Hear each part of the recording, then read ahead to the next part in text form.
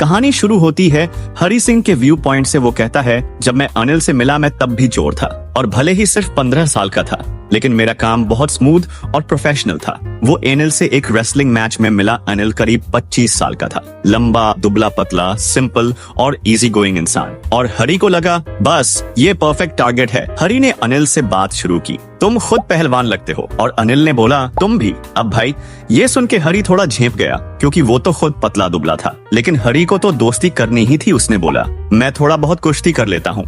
अनिल ने पूछा, तुम्हारा नाम? हरी ने फटाफट झूठ बोल दिया, हरी सिंह। वैसे वो हर महीने नाम बदलता था ताकि पुलिस और पुराने मालिकों से बचा रहे। थोड़ी बातचीत के बाद अनिल चल पड़ा और हरी कैजुअली उसका पीछा करता रहा। अनिल ने फिर मुड़कर पूछा, फिर से मिल गए? हरी ने मुस्कुराकर जवाब दिया, मैं तुम्हारे लिए काम करना चाहता हूँ। अनिल बोला, लेकिन मैं तुम्हें तनख्वाह नहीं दे सकता। हरी बोला, खाना खिला सकते हो? अनिल ने पूछा, खाना बना सकते हो? हरी ने झूठ बोला, हाँ बना सकता हूँ। अनिल ने फिर कहा, अगर बना सकते हो तो मैं खाना खिला सकता हूँ। अनिल उसे ले गया अपने कमरे में जमुना स्वीट शॉप के ऊपर। हरी को बालकनी में सोने को जगह दी, लेकिन उस रात हरी ने जो खाना बनाया इतना खराब था कि अनिल ने उसे एक आवारा कुत्ते को दे दिया और हरी को बोला, चलो भाई निकलो। लेकिन हरी वहीं टिका रहा, मुस्कुराता रहा और अनिल हंस पड़ा। फिर क्या? अनिल ने उसे माफ किया और खुद खाना बनाना सिखाया।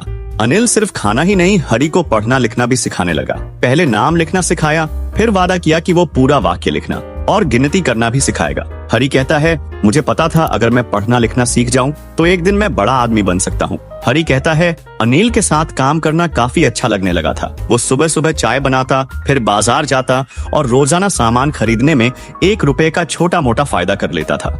अनिल को शायद पता था, लेकिन उसने कुछ नहीं कहा। शायद इसीलिए कि उसे हरी पर भरोसा था, या फिर इसीलिए कि वो दिल का बहुत बड़ा था। अनिल खुद कोई स्टेडी नौकरी नहीं करता था, कभी उधार लेता, कभी उधार देता। उसे अपने अगले चेक की चिंता लगी रहती थी और जैसे ही कोई पैसे मिलते वो सीधा जश्न मनाने निकल पड़ता। हरी को ये सब थोड़ा अजीब लगता। वो सोचता, ये कैसा आदमी है, पैसे आए तो सीधा पार्टी करने चला जाता है। उसे पता चला कि एनिल मैगजीन्स के लिए लेख लिखता है, एक ऐसा काम जिससे इनकम फिक्स नहीं होती। फिर एक दिन कहानी में आता है एक नया मोड़। अनिल घर आया, हाथ में एक छोटा सा बंडल था नोटों का। हरी पूछता है, ये पैसे कहाँ से आए? अनिल ने बोला, मैंने अपनी किताब एक पब्लिशर को बेच दी। और उसी रात हरी ने देख लिया, अनिल ने वो सारे पैसे अपने गद्दे के नीचे छुपा दिए। हरी बताता है, मैं अनिल के साथ लगभग 1 महीने से रह रहा था और शॉपिंग में जो थोड़ा बहुत बेईमानी की थी, उसके अलावा मैंने अपनी असली लाइन ऑफ वर्क यानी चोरी बिल्कुल नहीं की थी। लेकिन अब वो सोच में पड़ गया था, क्या ये मेरी आखिरी चोरी हो सकती है? हरी के पास सब कुछ था, अनिल का भरोसा, एक रहने की जगह, खाना और सबसे बड़ी बात पढ़ाई सीखने का मौका।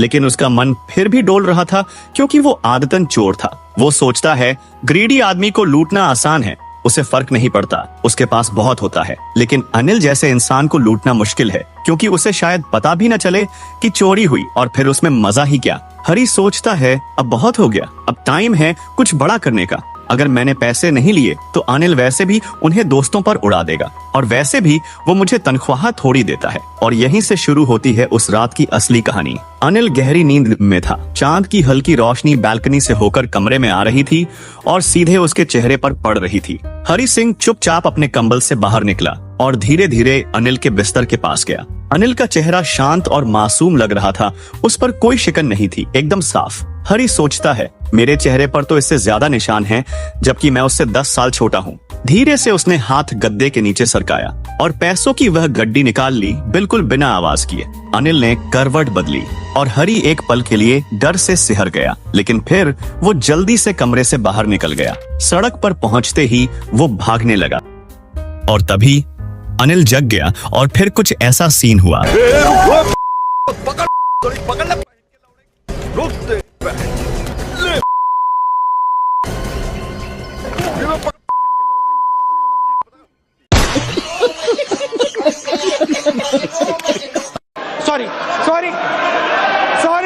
सॉरी। पैसे उसने अपने पायजामे की डोरी में कसकर बांध लिए थे। जब थोड़ी दूर निकल गया तो चलना शुरू किया और गड्डी गिनी 600 रुपए। हरी सोचता है, इतने पैसे में तो मैं हफ्तों तक मजे में रह सकता हूँ, एकदम किसी अमीर अरब की तरह। वो सीधा स्टेशन पहुंचा, टिकट की लाइन को नजरअंदाज करके प्लेटफॉर्म पर पहुंचा। लखनऊ एक्सप्रेस स्टेशन से निकल रही थी, अभी धीमी थी, चढ़ा जा सकता था, लेकिन हरी रुक गया। पैरों ने साथ नहीं दिया। वो सिर्फ ट्रेन को जाता देखता रहा और मौका हाथ से निकल गया। ट्रेन के जाने के बाद वो खुद को अकेला खड़ा पाया। सूनापन था, ठंडी हवा थी और दिल में सवाल। हरी सोचता है, रात कहाँ बिताऊं? न कोई दोस्त, न कोई ठिकाना, और होटल में रुका तो कोई सवाल करेगा जो मैं नहीं चाहता। बाजार की ओर चला गया। रास्ते में सोचता गया, मैंने इतने लोगों को लूटा है और हर बार उनके चेहरों को देखा है। लालच में डर, अमीरी में गुस्सा और गरीबों में हार मान लेने वाला चेहरा। लेकिन अनिल का चेहरा, उसमें सिर्फ उदासी दिखेगी, पैसे के लिए नहीं बल्कि इसलिए कि मैंने उसका भरोसा तोड़ा। वो मैदान पहुंचा। ठंडी हवा थी और फिर हल्की बारिश शुरू हो गई। थोड़ी ही देर में बारिश तेज हो गई। उसके कपड़े भीग गए, नोट भी गीले हो गए। वो एक घंटा घर की छत के नीचे जा बैठा। रात के 12 बज चुके थे। हरी ने गीले नोट टटोले और एक अजीब सी फीलिंग आई। अनिल शायद सुबह मुझे 2 से 3 रुपए देता फिल्म देखने को। अब मेरे पास सब कुछ है लेकिन अनिल का साथ नहीं।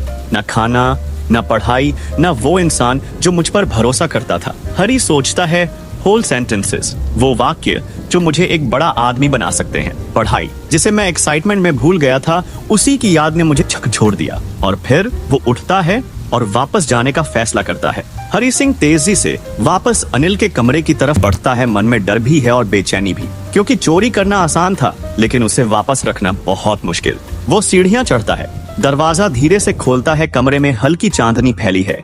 सब कुछ वैसा ही है जैसे वो छोड़कर गया था। अनिल अब भी सो रहा है गहरी नींद में, बेफिक्र। हरी दबे पांव उसके बिस्तर की तरफ जाता है। हाथ में नोटों की गड्डी है, गीली, ठंडी। वो बिस्तर के सिरहाने झुकता है। अनिल की सांसें महसूस कर सकता है। एक पल के लिए उसका हाथ रुक जाता है। दिल जोरों से धड़क रहा है। फिर वो धीरे से गड्डी को उसी जगह सरका देता है, गद्दे के नीचे। अब हरी की सांसें थोड़ी हल्की होती हैं। वो एक कोने में जाकर चुपचाप लेट जाता है, जैसे कुछ हुआ ही न हो। आंखें बंद करने की कोशिश करता है लेकिन नींद नहीं आती। अगली सुबह जब उसकी आंख खुलती है, अनिल पहले से ही जाग चुका होता है और चाय बना रहा होता है। वो मुस्कुराते हुए हरी की तरफ हाथ बढ़ाता है। उसके हाथ में एक 50 रुपए का नोट है। हरी का दिल धक से रह जाता है। सोचता है, क्या अनिल को सब पता चल गया? अनिल कहता है, कल मुझे थोड़े पैसे मिले थे, अब से तुम्हें रेगुलर पैसे मिलेंगे। हरी थोड़ा हैरान होता है। नोट गीला है, बारिश की नमी अभी भी उसमें बाकी है, यानी अनिल सब जानता है।